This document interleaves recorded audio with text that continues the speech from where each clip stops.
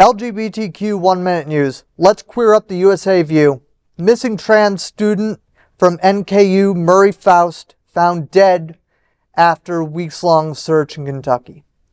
The body of missing Northern Kentucky University student Murry Foust has been found nearly a month after they disappeared from Covington, Kentucky.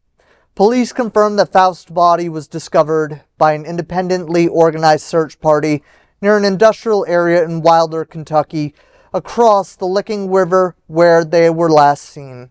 Foust, a 22-year-old trans student and fine arts major at Northern Kentucky University, vanished on April 27th while walking through Covington's Latonia neighborhood, carrying a yellow backpack. Friends, family, and volunteers had spent weeks searching after Foust failed to arrive at class, leaving behind their phone and car. According to the Covington Police Department, there are no indications of foul play, though the official cause and manner of death remain pending a coroner's report. NKU called it a profound loss for the university community. Every time we have to talk about another trans death, it's absolutely horrific, especially knowing the statistics around trans violence. And I think, I'm just going to say I am so sorry for their family. Yeah. I'm so sorry to the university community that held them in high esteem. And I'm so sorry to see another life tragically young. It was 22? Yeah. Yeah, that was a baby still. Baby. I mean, at 22 years old, you're still I don't think you're an adult until you're at least 30. So I agree. So to be 22 years old and just have your life cut short, especially in our community, because if you weren't us, you started being you from the start. But when you come out, when you realize who you are, your gender identity or sexual orientation, that's when your real life starts. And so you may be 22, but you may be 16 or 3 or so. Yeah, our aging is very different. I never thought of it that way, but thank you. We'll talk about that off camera. I'm curious to hear more about that. 2 Kentucky stories, and neither of them reflect well on the bluegrass state.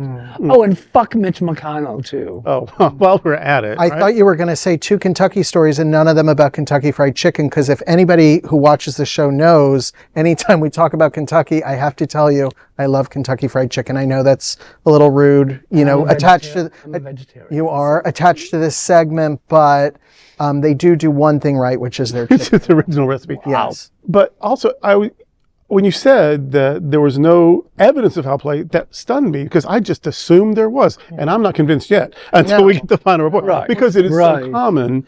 But even if it's self-harm, why would someone feel it? Because of all the hatefulness, probably bullying, right? Or exactly. So I'm, to stop all of this hatefulness, we're going to have to see people as people. We're going to have to start humanizing humans.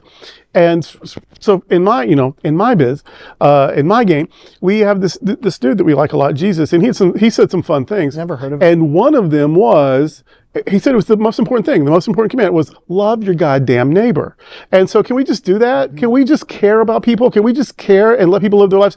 But the hatred taught in churches and synagogues and not so much synagogues and mosques and all these, and then from politics, all this hate that we give, they turn people into issues, and you get to have opinions about issues, and you get to be mean about issues, about your opinions, but these are people.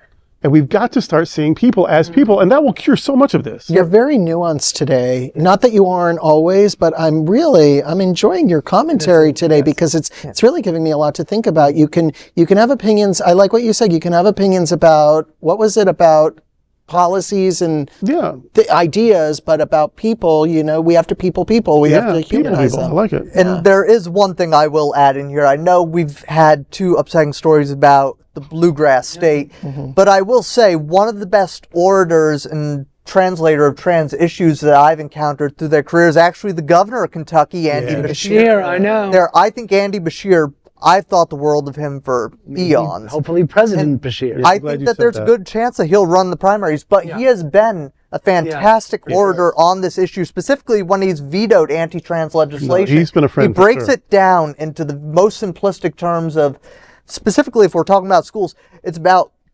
legalizing the bullying of one group of students over another. And it's about breaking down the core fundamental issue down to really what it's about, which is about pitting humanity against each other. And I just, it's said, one of those well things said. where we've had stories about Kentucky being negative, but we do have to point out one highlight, and it's the fact that they were smart enough to elect Andy Beshear as their governor twice. Absolutely. That is an LGBTQ 1 Minute news story. There is no other queer nonprofit media platform like this in the entire world. Support our LGBTQ stories by sharing them and subscribing to Queer News Tonight.